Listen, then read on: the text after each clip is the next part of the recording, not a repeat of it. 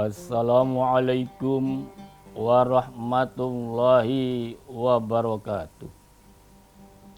Alhamdulillahi rabbil alamin.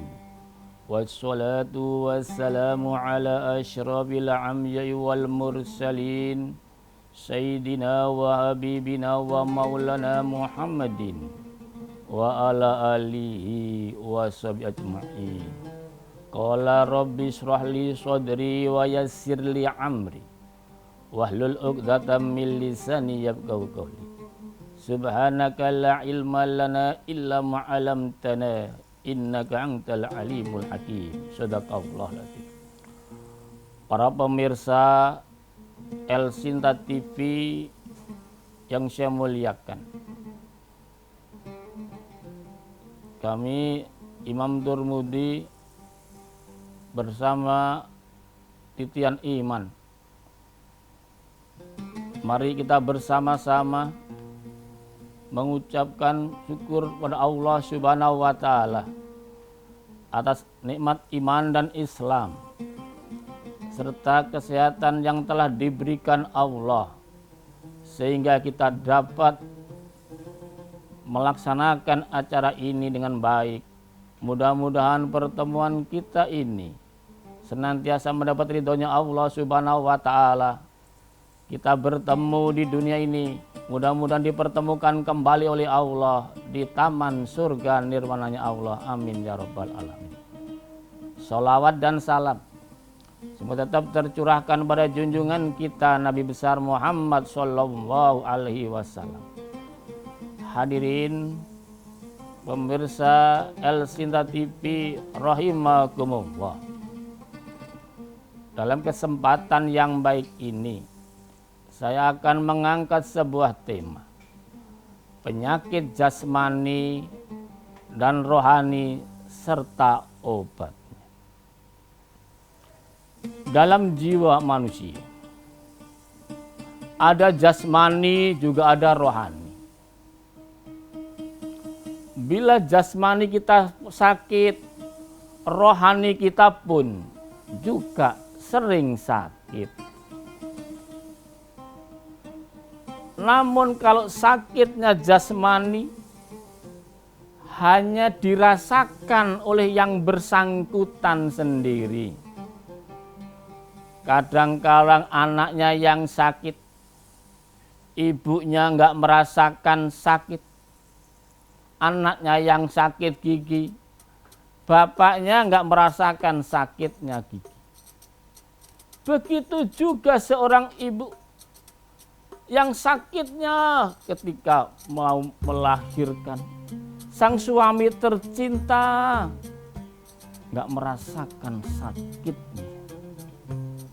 Itulah penyakit jasmani. Penyakit jasmani dampaknya hanya di dunia saja. Selesai sudah. Sudah dipanggil Allah, penyakit sudah berhenti. Itulah penyakit jasmani. Hadirin pemirsa El Sinta TV rahimakumullah. Oleh karena itu, mari di samping kita memperbaiki, menjaga diri kita jasmani, juga perhatikan rohani kita. Karena apa? Penyakit rohani dampaknya bisa pada orang tuanya, keluarga kecil, keluarga besarnya, tetangganya, RT-nya, bahkan sampai bangsa dan negara. Itu akibat daripada penyakit rohani. Betapa bahayanya penyakit rohani ini. Mari kita di bulan suci Ramadan ini untuk mensucikan jiwa kita. Kalau bulan Rajab mensucikan badan kita, bulan Sya'ban mensucikan hati kita, bulan Ramadan mensucikan jiwa. Mari di bulan Ramadan, bulan puasa, kita tingkatkan amalan kita. Kita gembleng semuanya. Kalau kita rohaninya rusak, maka akan rusak semua. Rasulullah mengatakan, bila rusak segumpal darah, maka akan rusak segala. Oleh karena itu, kita harus senantiasa memperhatikan apa obatnya penyakit rohani itu. Makanya Al-Imam Al-Ghazali dalam kitab Ihya Ulumuddin bahwa obat hati itu ada 5 macam. Obat hati ada 5 macamnya. Yang pertama, baca Al-Quran dan maknanya. Yang kedua, sholat malam dijalankan. Yang ketiga, orang soleh jadi kawan. Yang keempat, perutnya harus yang lapar. Yang kelima, zikir malam dijalankan. Salah satunya siapa bisa menjalankan, insya Allah Gusti Allah mengabulkan.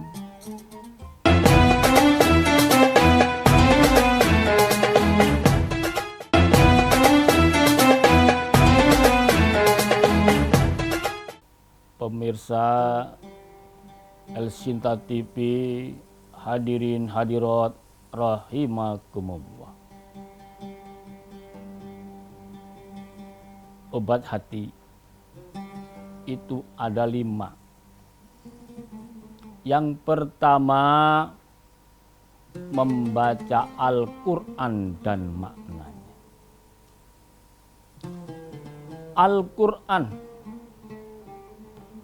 merupakan kitab suci umat Islam, pedoman hidup umat Islam.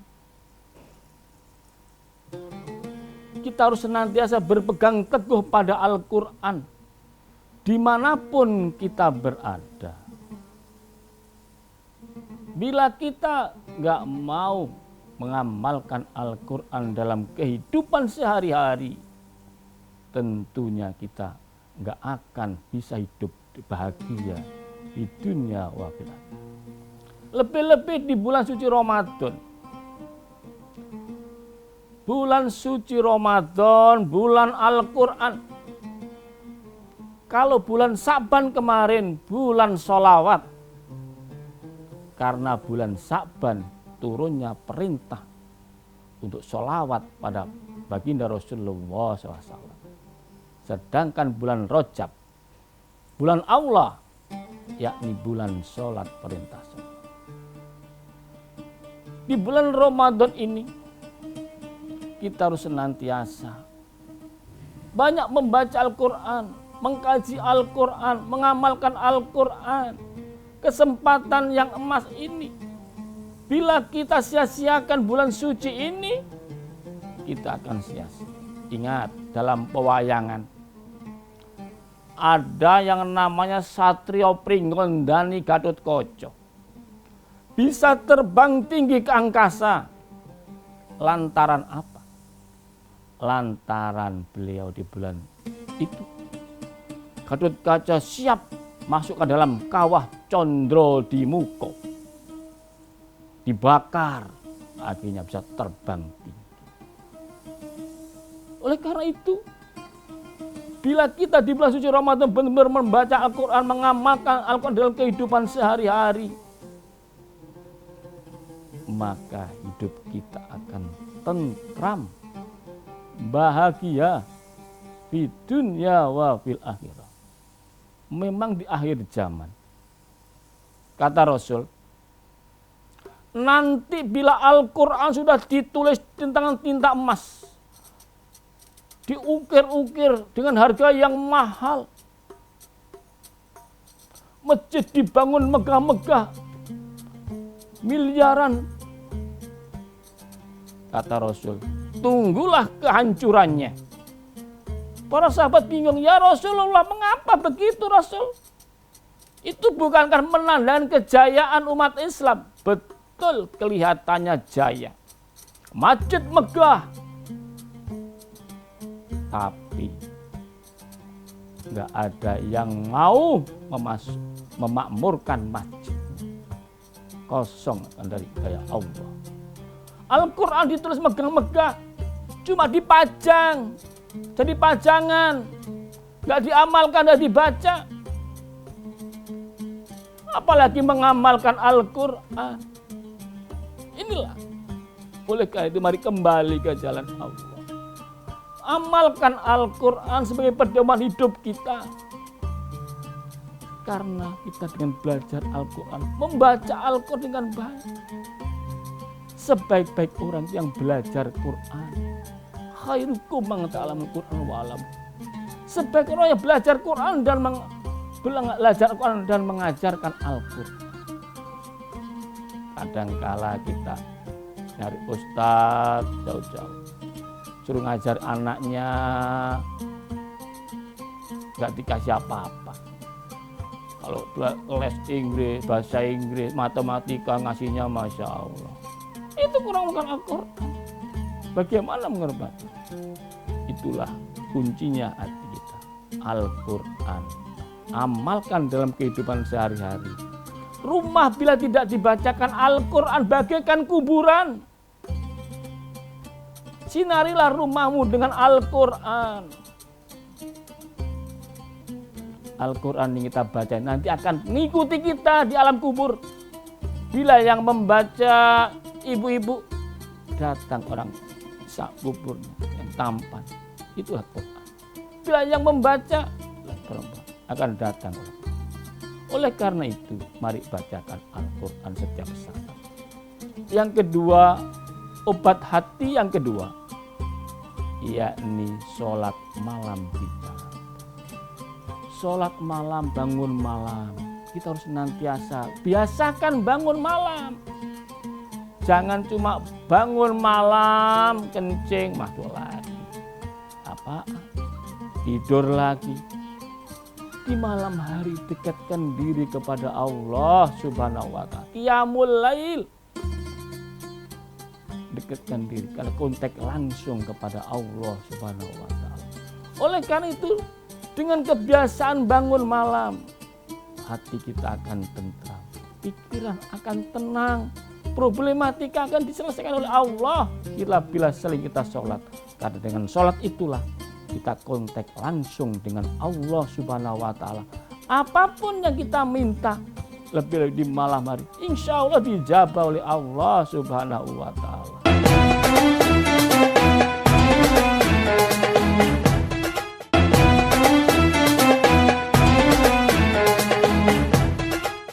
Hadirin pemirsa El Sinta TV, hadirin hadirat rahimakumullah.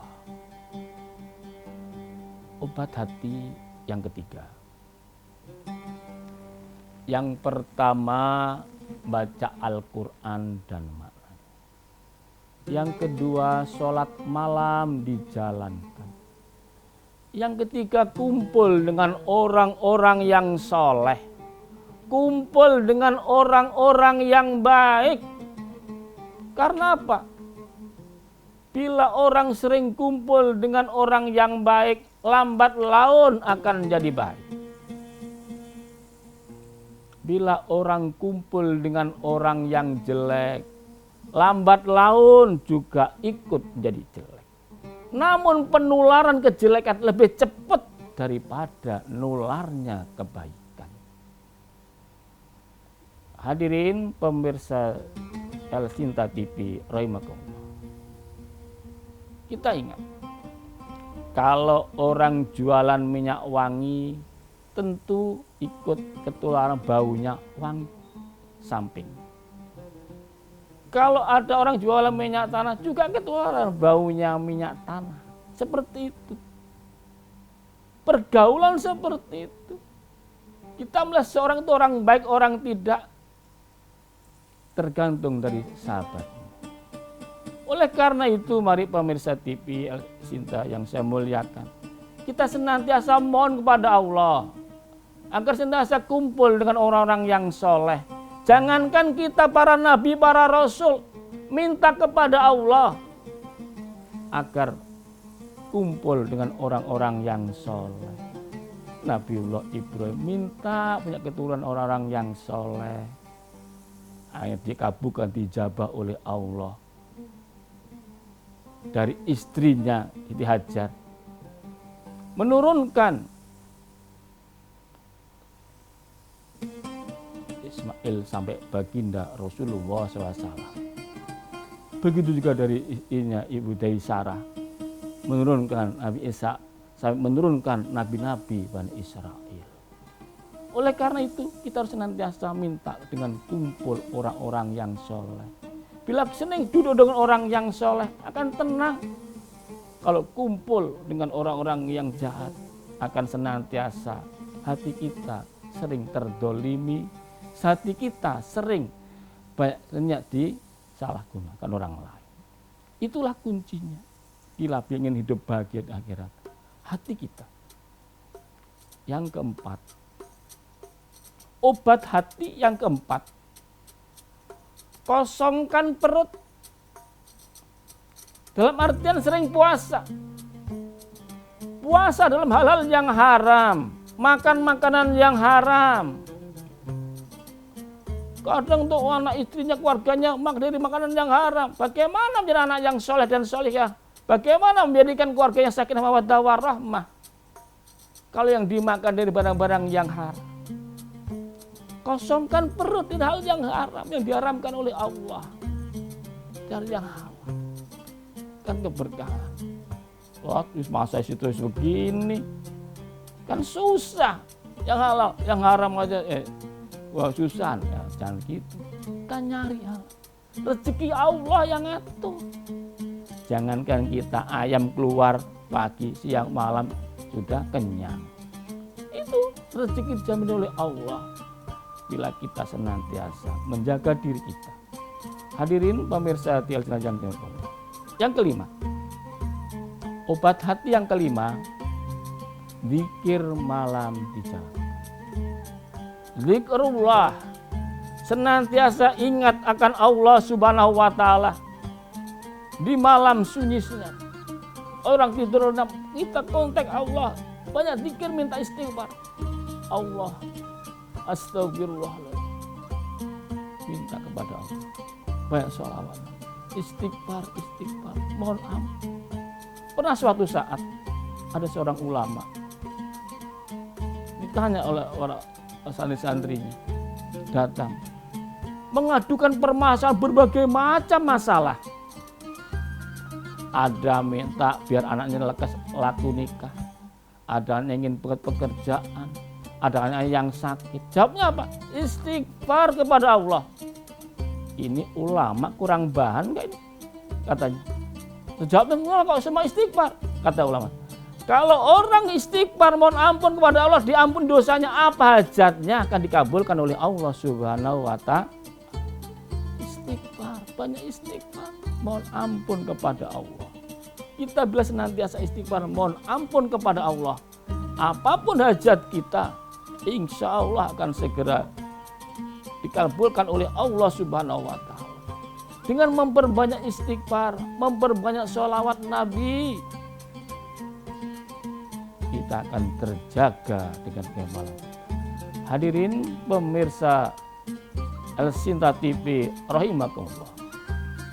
Jadi yang itu kita ambil hikmahnya, bahwa penyakit itu ada penyakit jasmani dan penyakit rohani. Penyakit jasmani itu apapun sakitnya, cuma dampaknya di dunia. Tapi penyakit rohani sampai di akhirat. Oleh karena itu mari bersihkan hati kita, sucikan hati kita lebih-lebih di bulan suci ini, agar kita nanti pasca Ramadan hidup kita lebih meningkat kebaikan kita. Senantiasa fastabiqul khairat, berlomba-lomba dalam kebaikan, berlomba-lomba agar kita bermanfaat hidup kita. Khairun nas anfa'uhum linnas, sebaik-baik manusia yang bermanfaat untuk orang lain. Oleh karena itu, dalam kesempatan yang baik ini, saya Imam Turmudi mengajak untuk senantiasa kita introspeksi diri kita. Kita perbaiki istighfar. Jangan selalu menyalahkan orang lain. Salahkan diri sendiri. Kita kembali ke jalan Allah. Fafiru ilallah. Bila kita kembali ke jalan Allah, maka hidup kita akan tentram, damai abadi, dunia akhirat. Keluarga yang sakinah mawaddah warahmah, problematika bahkan bangsa negara kita ini akan terwujud negara yang baldatun thayyibatun warabun qabur. Sekian dari saya, ada kurang lebihnya mohon maaf. Akhirul kalam, assalamualaikum warahmatullahi wabarakatuh.